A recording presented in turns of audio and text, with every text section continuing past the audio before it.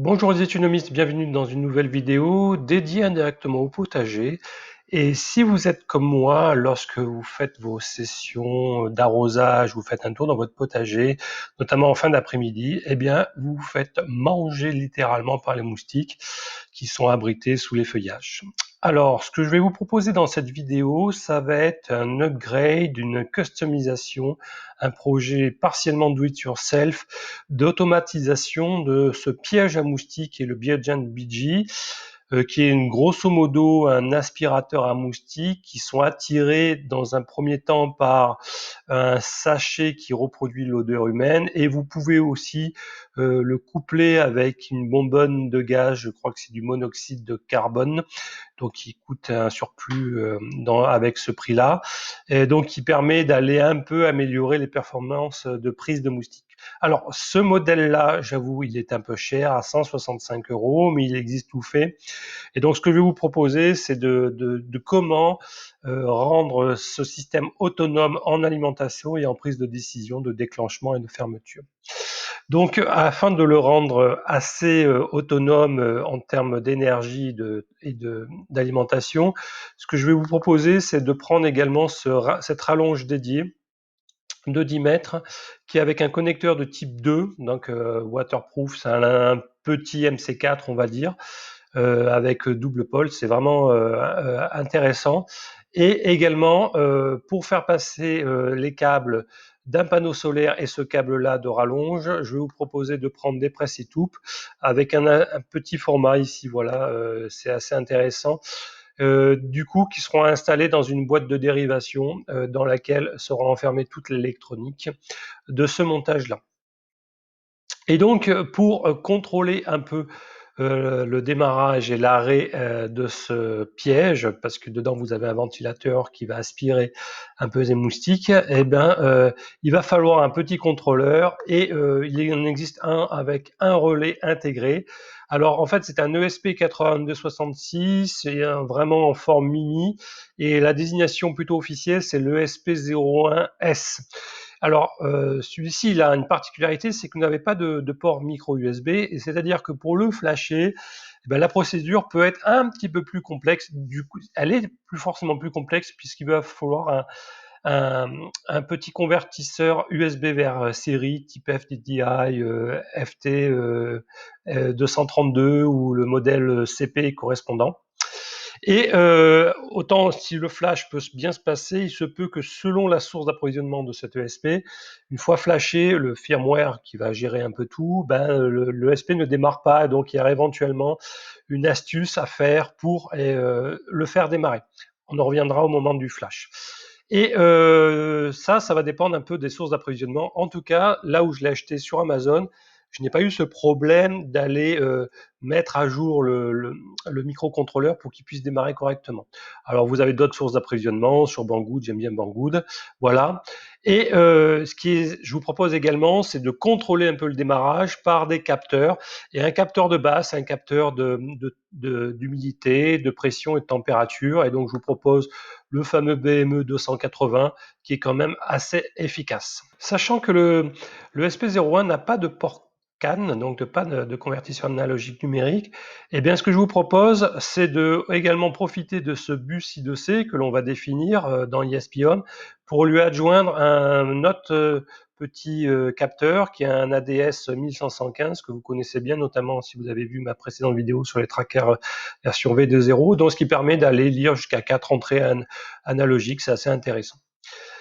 Alors, ce système-là de piège anti-moustique peut être placé n'importe où dans votre jardin, donc généralement sous un endroit assez ombragé, mais pas trop non plus, mais quand même assez loin, par exemple d'un composteur, etc., d'odeur assez forte. Voilà, donc le but, c'est de le rendre autonome d'un point de vue énergétique. Et ce que je vais vous proposer, c'est d'utiliser le même chargeur en régulateur MPPT avec directement la baie de 3 piles 18650 derrière. Et donc ça charge et ça va vous fournir finalement l'énergie de tout le système. Il va falloir également des petits panneaux solaires, voilà. Donc ce genre de modèle-là, un 50 watts en 18 volts, ou moi j'ai pris ces modèles-là, donc qui est un peu moins cher, qui est une vingtaine de watts. Évidemment, tous ces chiffres sont exagérés, donc vous pouvez au moins diviser par 2 les valeurs. Et également, si vous avez besoin d'informations sur les piles 1850, il en existe alors des 3500 mAh heure. Donc là aussi, c'est à prendre avec des pincettes, mais en tout cas, c'est un peu mieux que les 2500 existantes. Donc, sur ce, il manque une boîte de dérivation basique et un petit step down que je mettrai également en lien dans la description. Donc maintenant, je vais vous présenter le montage général de ce projet. Alors voici le montage et comme vous le voyez, on va retrouver les différents éléments. Donc un panneau solaire qui va être connecté à ce fameux régulateur MPPT assez efficace dans lequel vous allez plugger derrière les 318-150 et ce régulateur, en fait, au niveau de ses batteries, va me fournir l'énergie principale pour alimenter toute la circuiterie électronique du contrôleur ainsi que les capteurs, mais également le piège en lui-même parce qu'il fonctionne en 12 volts. Alors, au lieu d'utiliser la sortie ici directe qui est régulée ici par le régulateur de tension, je vais directement me connecter au pin de la batterie qui se trouve ici. Donc, on peut agrandir un peu les choses, histoire que vous voyez un petit peu mieux. Voilà. Donc, vous pouvez vous connecter ici sur la borne positive qui se trouve juste au-dessus du capteur de cette prise ici, et la pin moins qui se trouve ici. Vous soudez à même la carte sans aucun souci. Donc, ces deux pins, par exemple, sur la partie positive, va se retrouver en entrée de ce régulateur de tension, de ce step-down régulateur, voilà, que vous allez au préalable régler au travers du potentiomètre à 5 volts, sans évidemment connecter la moindre chose en charge. Et évidemment, vous pluguez également le moins de l'entrée de ce régulateur. Et ce moins va se retrouver également en entrée ou va circuler à travers le câble de la rallonge de 10 mètres pour être connecté par ce connecteur type 2. Et donc, ça va se retrouver ici, le moins, dans une des deux fils que vous avez préalablement sectionné pour pouvoir raccorder à votre montage. Alors, repartons maintenant de la sortie régulée en 5 volts qui va alimenter le SP01S ici. Et si on regarde le bornier 3 positions à gauche, eh bien, qu'est-ce qu'on voit? On voit entre guillemets, le 12 volts jusqu'à 12,6 volts quand les batteries sont chargées, qui se retrouve dans le commun ici. Et lorsque je vais actionner le relais par ESP Home ou par Home Assistant, eh bien, le 12 volts va se retrouver ici et va rentrer dans le deuxième fil de la rallonge au travers de votre connecteur que vous avez soudé dessus et va être après vissé sur le connecteur terminal du type 2. Alors, qu'est-ce que vous voyez également? C'est que vous avez des résistances ici, mais je vais vous présenter au préalable les deux capteurs en I2C. Et donc, ce module ESP, en fait, par défaut, au niveau de son pin-out, il a deux GPIO, la 1 et la 3, qui est le port série par défaut, dans lequel, au préalable, vous allez flasher la première fois votre programme ESP-Home. Mais une fois que ça est flashé, comme vous allez reflasher ultérieurement par OTA, vous n'avez plus besoin de ce port série. Et donc, on va le transformer en bus I2C. Et donc, c'est pour ça que vous voyez arriver ici en jaune la partie clock. Oui, et voilà, sur les deux capteurs, le BME 280 et puis le convertisseur analogique. En vert, vous avez la partie data. Et puis l'alimentation en 3.3 en fil rouge qui se trouve dans la pin ici du bas. Qui profite du régulateur intégré de cet ESP01S. Alors, il reste de finir le montage et donc je veux lire la tension aux bornes de la batterie pour pouvoir mettre un seuil d'arrêt parce que pour pas vider la batterie. J'aurais pu également récupérer directement la tension au niveau des panneaux. Ça pourrait être fait donc une extension à l'instar de ce que je vais vous présenter maintenant. Donc pour lire la tension au niveau des 1850, il va falloir mettre un pont diviseur. Pourquoi? Parce que cette ADS n'accepte que des entrées au niveau de ces quatre entrées possibles, que des tensions entre 0 et 5,5. Et donc, comme je suis au maximum à 12,6, il me faut que je fasse un pont diviseur. Et ce que je vous propose, c'est de mettre deux résistances de 10 kg et de 5 kg et vous récupérez le point milieu en entrée de la première entrée analogique de cette ADS. Donc, vous pouvez éventuellement dupliquer la même idée, récupérer ici la tension du panneau, mettre un autre pont diviseur avec les bonnes résistances pour amener entre 0 et 5,5 et attaquer la deuxième entrée, par exemple, de cette ADS tout est possible. Donc maintenant, je vais vous présenter, pour vous illustrer un peu les choses, le programme ISP Home et afin et aussi la partie intégration de Home Assistant. Alors, on se retrouve d'abord devant la page principale de Home Assistant. Je me suis fait une nouvelle vue dans le dashboard avec un icône de ventilo parce que l'icône du moustique n'existe pas. Et vous allez retrouver pas mal d'éléments qu'on avait vu déjà dans le Tracker V2 et notamment ce que je vais vous proposer, c'est un petit menu qui va permettre de choisir soit un mode manuel, donc vous déclenchez manuellement le piège, soit un mode de régulation avec les capteurs intégrés directement dans l'ESP, ou également une programmation horaire qui sera définie dans Home Assistant, comme vous le voyez ici sur cet objet-là. Alors, donc nous avons besoin de pas mal d'éléments, et donc ce menu déroulant ici, c'est un input select, d'accord, qu'il faudra définir dans l'input select.yam. Et puis, vous allez retrouver pas mal d'éléments, la LED de statut de l'ESP, s'il est allumé ou non, le déclenchement manuel. Là, si j'appuie, vous allez voir que la tension va chuter parce que je suis en train de démarrer le ventilateur. Vous avez une chute entre 0,1 et 0,2 volts. Voilà, je l'arrête. Et puis, vous avez deux paires ici, ici des tensions de réglage de seuil bas.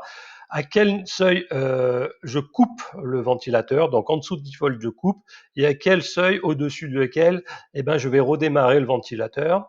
Et il va y avoir également, il faut respecter les conditions sur le taux d'humidité.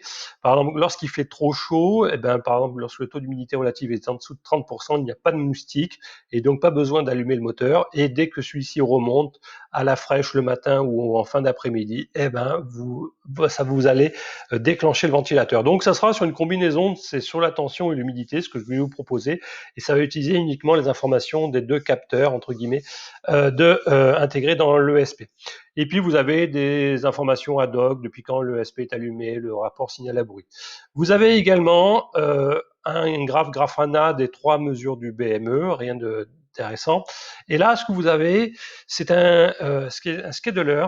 Donc, c'est à récupérer via Axe. Donc, je vous rappelle qu'il faut installer Home Assistant Community, voilà, qui vous propose en plus des add-ons officiels, pas mal d'outils géniaux. Et notamment, j'en ai trouvé un qui est un scheduler, ce qui va permettre, par exemple, de programmer à heure fixe le démarrage ou non de votre système. D'ailleurs, ça peut être utilisé pour n'importe quoi. Je pense à des onduleurs, changer des modes des onduleurs, des Voltronics, etc. Alors, quand vous cliquez dessus, alors je vais déplacer ma trombine, vous voyez, vous pouvez définir des choses et regarder. Par exemple, ici, j'arrête quelque chose entre 0 et 6 heures, je démarre quelque chose entre 6 heures et 11 heures, et ainsi de suite. Et vous pouvez définir plusieurs intervalles de temps comme ça, c'est absolument génial. Et ici, vous définissez ça par la valeur que ça doit prendre. Alors, ce que je vais avoir besoin, parce que je vais avoir besoin de renvoyer dans ESP-Home cette information de 0 et de 1, et ça va être un input numbers, ok, donc qui va être à l'instar de ces 4 sliders que je viens de faire, donc j'en ai pas mal. Et donc, moralité, j'ai pas mal de choses à définir dans les fichiers input numbers, input select, et également dans sensors, pour pouvoir faire cette interaction entre Home Assistant et ESP Home.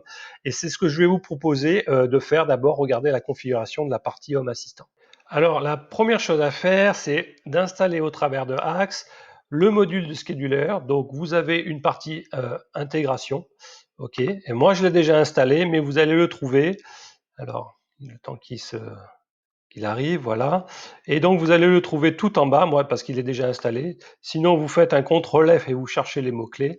Et vous installez Scheduler Component, d'accord? Donc, il va se trouver pour l'instant en bleu parce qu'il n'est pas encore installé. Et vous cliquez sur Install, et ça va s'installer tout seul. Et vous allez devoir redémarrer. Mais avant de redémarrer, il y a aussi une partie intégration installée, donc vous pouvez le faire une deuxième fois. Donc ça, c'est la partie intégration. Et puis vous avez le pendant, c'est-à-dire la partie graphique dans la partie front-end qui va se trouver également tout en bas. Donc il faudra installer également, qui est donc à l'instar, c'est le scheduler card que vous avez vu tout à l'heure en illustration dans mon dashboard.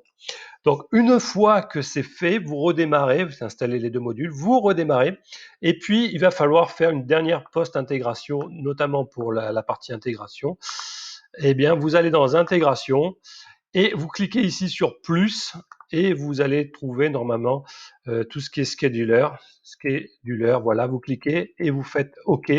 et vous allez vous retrouver avec cet objet-là installé, ça veut dire qu'il est prêt à fonctionner. Donc normalement, c'est ce que vous devez obtenir. On va maintenant s'intéresser aux différents fichiers qu'il va falloir écrire, et il y en a 3 ou 4 à aller faire pour configurer un peu tout, ces menus déroulants, etc. Donc on va se retrouver, la première chose, on va ouvrir le file editor, et ce que je vais vous proposer, c'est d'ouvrir l'input numbers. Alors, vous savez que moi, je découpe tout dans des fichiers YAML séparés. Si vous l'avez pas fait, vous avez tout dans votre fichier configuration, ben faites attention parce qu'il va grossir. Et sinon, je vous conseille de faire par des includes, de séparer bien la définition des choses. Et on va commencer par l'input numbers.yam. Et donc, on va définir pas mal de choses. Donc, on va regarder surtout sur la fin. Voilà. Et donc, vous voyez ici que j'ai défini les 4 ici, donc les 2 pour les sliders sur la mesure de tension, d'accord, d'humidité, pardon, c'est exprimé en pourcentage. Voilà, donc vous réglez les valeurs initiales pour le seuil bas d'arrêt, de démarrage, d'arrêt, pardon, la valeur initiale de démarrage, et ainsi de suite. Vous mettez l'icône qui va bien, donc ça c'est des sliders avec leur valeur initiale, et le dual pour la partie tension, pareil, un seuil bas et un seuil haut d'arrêt et de démarrage respectifs. Je vais avoir besoin également, justement pour cette histoire de scheduler, de définir un 5e qui va s'appeler Mosquito Scheduler et qui va être renvoyé dans ESP-HOM, et lui qui peut prendre que 2 états, 0 ou 1, avec un état initial à 0 et qui part un pas de 1. D'accord? Donc c'est pour simuler un genre de binary sensor quelque part. Je vais avoir besoin également de définir un input select. Vous savez, c'est le menu déroulant qu'on a vu dans le choix de la régulation. Et donc, qui est ici. Alors, hop, j'enlève ça. Et donc, vous vous retrouvez avec le nom de l'input select, Mosquito Régulation Choice, le choix, le friendly name ici, et puis vous vous retrouvez avec, vous voyez ici, les 3 chaînes de caractères qui sont affichées dans l'intégration. Donc 0, pas de régulation, 1 via tension et humidité, et puis via programmation horaire. Et la valeur initiale, c'est pas de régulation, et puis l'icône qui va bien. Donc, c'est presque fini au niveau des fichiers, et il nous faut convertir. Vous voyez, c'est une chaîne de caractères qui est sélectionnée, 0, pas de régulation, et il faut la convertir plutôt en numéro 0, 1, 2. Et pour cela, je vais définir un sensors qui se trouve ici, voilà, et à la fin, et qui va faire cette correspondance. Donc, il va s'appeler Mosquito Choice Regulation. C'est ce sensor-là qui va être envoyé dans ESP-HOM. Et qu'est-ce que ça va faire? Eh bien, ça va dire, dès que je trouve la chaîne de caractères 0, pas de régulation, eh bien, je renvoie dans ce capteur 0. D'accord? Donc, il fait bien la transcription entre cette chaîne de caractères et la valeur 0, puis la deuxième chaîne avec la valeur 1 et la deuxième avec la valeur 2 respectivement. Allez, on se retrouve dans la partie ESP-HOM. Si vous n'avez jamais fait d'ESP-HOM, je vous conseille de regarder mes premières vidéos. Donc, on va rajouter un nouveau modèle, alors ce qui est déjà fait, qui s'appelle Mosquito. Mais quand vous cliquez sur plus, vous tapez le mot Mosquito, vous choisissez un ESP 8266 et notamment un ESP 01. Et donc, moi, je vais vous montrer le code édité, je vous l'expliquer en partie parce qu'il y a pas mal de choses, des nouveautés, etc.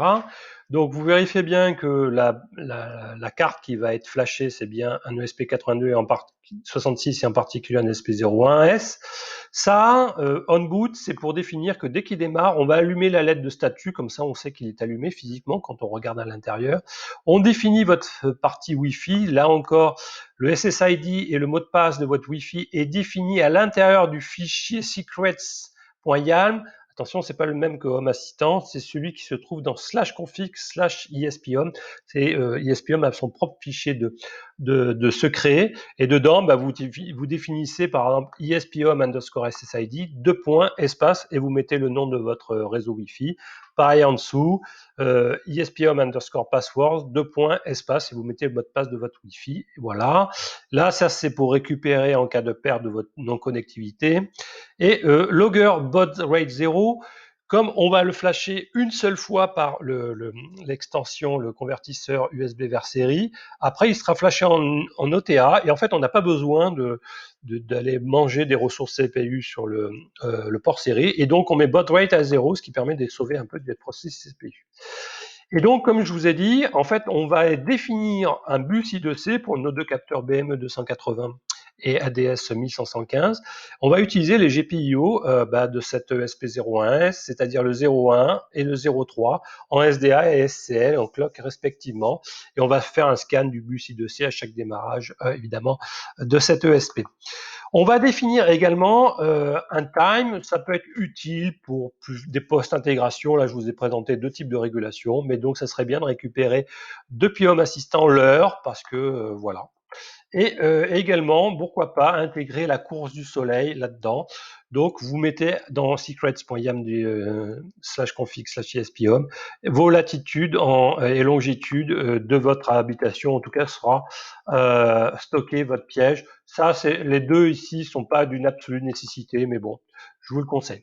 Allez, on commence à rentrer dans le nerf de guerre. On va définir le GPIO2, c'est la lettre de status. Donc, il faut définir que c'est une sortie, une output, et c'est le numéro de la lettre bleue, d'accord, et il faut qu'elle soit inversée lors de sa définition. Et associé à cette sortie, on va lui greffer l'objet light qui va se reporter dans Home Assistant, et donc qui va utiliser le GPIO, la sortie que l'on a préalablement définie au préalable, et que je vais appeler Mosquito Let Statut, et qu'on pourra actionner dans Home Assistant, voilà, automatiquement. On va définir ici la partie ADS, notamment son adresse, c'est l'adresse I2C par défaut, et le continuous mode, vous n'êtes pas obligé de le mettre, mais de toute façon, je l'ai mis à false.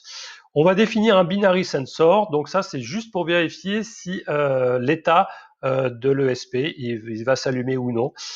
Dans Home Assistant, donc c'est pas la LED bleue physique, mais c'est la LED virtuelle dans Home Assistant qui va vous permettre de savoir si votre ESP est en ligne ou non.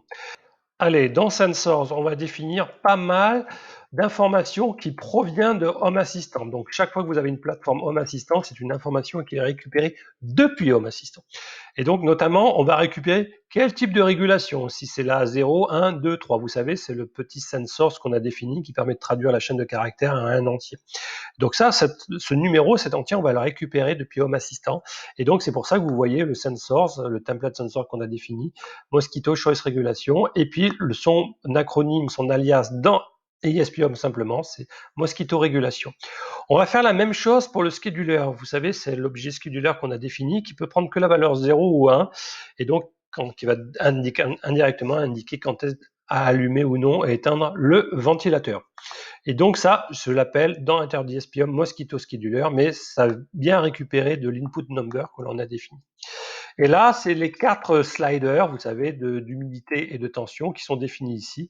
Et donc, vous avez tension seuil bas, tension seuil haut, humidité seuil bas, humidité seuil haut.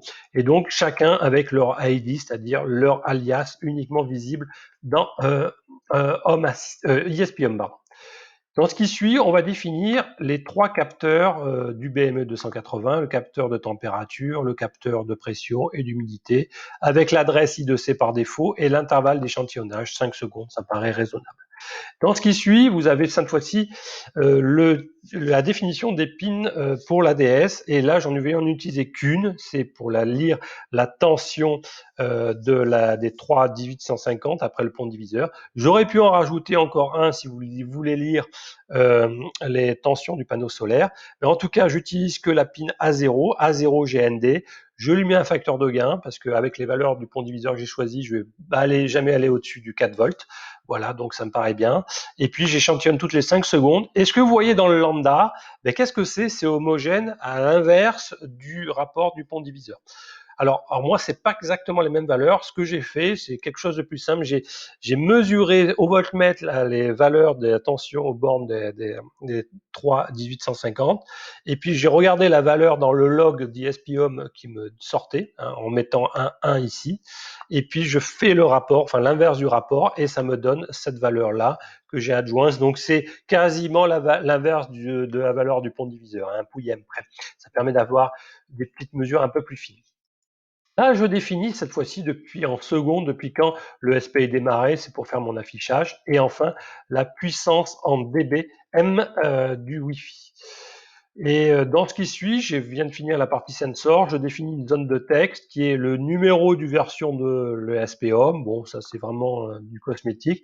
Et là, vous retrouvez un peu les choses qui permettent d'aller convertir depuis quand il est démarré en secondes, en plutôt jour, heure, minute, seconde. Donc, ce qui est un affichage un peu plus sympa.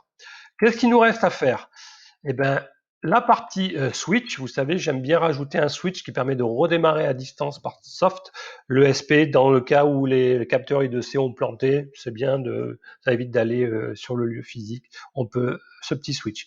Allez, on va voir la boucle de régulation principale et je ne sais pas si vous le savez, mais en tout cas, je vous l'apprends qu'on peut les faire à l'intérieur de sensor avec des on value, etc. Mais on peut faire une boucle générale à l'instar d'une loupe en Arduino avec le mot-clé Arduino, intervalle, pardon. Et vous allez faire cette contrôle toutes les 5 secondes. Donc, qu'est-ce qu'on fait toutes les 5 secondes? Eh ben, on va tester quoi? On va tester 3 blocs, gros blocs de conditions. Alors, le premier bloc qui est ici, en fait, il y aura une double condition à l'intérieur. Eh ben, ça vérifie si j'ai choisi la régulation de type 1, c'est-à-dire avec humidité et tension. Et si oui, je teste une deuxième condition. Est-ce que finalement, la tension que je lis de la batterie est inférieure à la valeur minimum du slider, de la tension seuil bas que j'avais mis?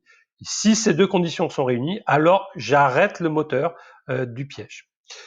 Une autre condition qui est définie ici, là, je teste si oui, je suis le premier type de régulation. Est-ce que le taux d'humidité est supérieur au seuil que j'avais mis, d'accord? Donc là, ça devrait être seuil haut, normalement, en termes d'humidité. Si je suis supérieur, je devrais, voilà, hop, haut. Petite erreur, vous voyez, en temps réel. Et également, je vérifie est-ce que la tension de batterie est supérieure à la tension minimum que j'avais décidé pour redémarrer, donc qui s'appelle tension seuil haut. Voilà, donc là, 3 conditions à vérifier pour démarrer le ventilateur, le relais, le cas présent. Je rajoute encore une autre condition. Est-ce que cette fois-ci, je suis sur le type 2, c'est-à-dire des informations du scheduler, du programmation horaire de Home Assistant. Donc là, vous voyez, c'est le type 2. Et là, je dis, ben, si j'ai en ce moment mon input number que j'avais défini vaut 1, eh ben, je démarre le relais.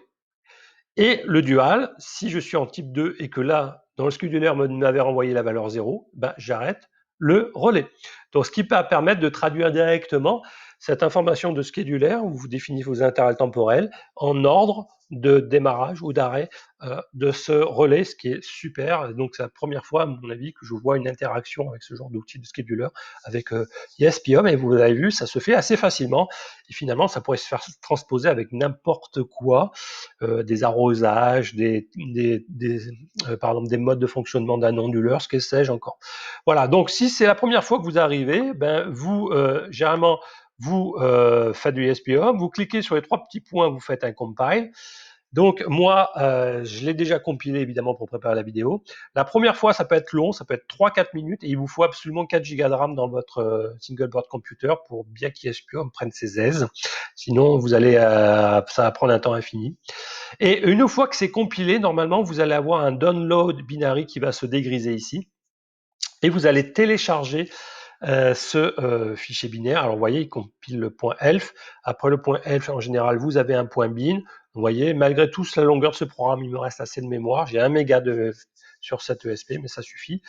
Et vous allez avoir un peu, voilà, le point bin. Hop, le download binary, vous téléchargez, voilà, vous l'enregistrez dans votre répertoire de travail où va se trouver le programme ESP-HOM Flasher. C'est ce qui va vous permettre de flasher le truc. Donc, on va se retrouver maintenant sur la partie flash de cette ESP001S. Et notamment, je vais vous aider, on va s'appuyer sur une vidéo qui est assez sympa. Alors, on va se retrouver sur la partie flash de ce ESP. Et donc, pour cela, après avoir téléchargé le fichier bin qui se trouve dans ce répertoire, j'ai transféré ici, eh ben, on va lancer ESP-HOM Flasher. Mais au préalable, il va falloir faire le montage suivant et donc utiliser ce fameux convertisseur série qui se trouve ici. Donc, c'est le CP2102, par exemple, ou le FTDI, ça devrait être bon. Et vous avez alors besoin de fil du pont et d'une breadboard, ou sinon vous soudez directement, mais voilà, c'est parce qu'il va falloir dériver plusieurs fois, par exemple, la masse et le VCC. Donc on va commencer par le plus simple, même si les codes couleurs sont un peu bizarres. On voit que dans le port série, le RX du convertisseur se trouve en entrée de TX le SP01 et le TX dans le RX de l'ESP. Alors, en rouge, ici, vous avez la masse, c'est complètement bizarre, mais bon, voilà. Et cette masse, ici, se retrouve évidemment à la masse qui se trouve ici, normalement, mais également, ici, c'est le GPIO 0.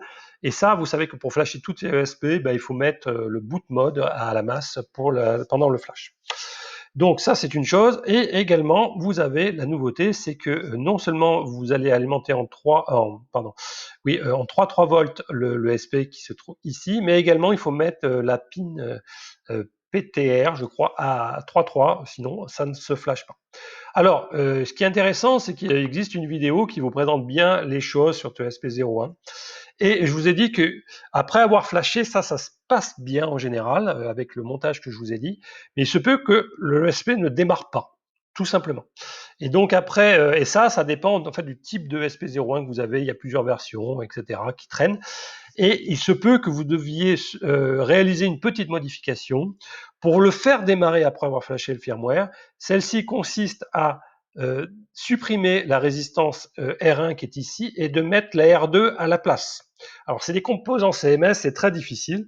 Et en même temps, vous voyez, vous retrouvez également le VCC à 3.3, et comme on a fait pour le flash, vous le mettez dans cette pin PTR également. Donc, quand vous aurez fait ces deux choses, vous pouvez souder un fil par l'arrière de ce connecteur, parce que par-dessus, vous allez brancher l'ESP. Et bien, normalement, votre ESP devrait démarrer. Petite remarque, dans le lien Amazon que moi j'ai utilisé, j'ai pas eu besoin de faire ça, il a parfaitement redémarré sans modification. Donc c'est un bon ajout. Donc, on vient de faire le tour d'horizon de ce module-là. On peut regarder un peu les choses en pratique au niveau de ma vue. Vous avez l'extension de démarrage. Vous avez actuellement, je suis mon chargeur. Il y a du soleil en train de charger la 1850. En 2 heures, 3 heures, c'est à peu près bon. Ce que j'ai mis également en commenté dans la partie USB Home, j'ai mis un tout petit bout de deep sleep. Un ESP peut être mis jusqu'à 3 heures en deep sleep, ce qui permet par exemple d'économiser un peu de batterie la nuit, parce que ce système est en autonome. Mais du coup, quand il est en mode deep sleep, il est complètement bloqué. Donc c'est à voir, notamment si vous n'avez pas des 1850 avec une forte capacité, mais avec des 3500, sur une période de 10 heures, vous pouvez alimenter sans aucun souci l'ESP et le ventilateur. Voilà, on va se retrouver un peu dehors, je vais vous montrer un peu l'installation. J'espère que cette vidéo vous a plu, elle est un peu originale, et je vous dis sinon à une prochaine fois. Mais maintenant à tout de suite sur En Pratique, voir un peu en pratique comment ça se fait. Alors on va se retrouver devant la partie montage. Là vous retrouvez le panneau solaire qui est connecté ici par ce câble au travers du press et tout se trouve à l'intérieur de cette boîte de dérivation.